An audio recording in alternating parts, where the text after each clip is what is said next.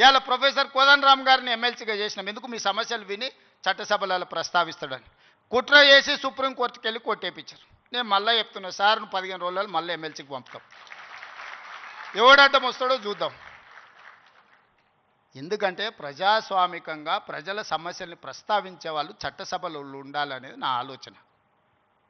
అలాంటి వాళ్ళని నువ్వు పంపించినప్పుడు వాళ్ళకు కూడా పదవి ఉండొద్దని సుప్రీంకోర్టు వరకు పోయి కోట్ల రూపాయలు పెట్టి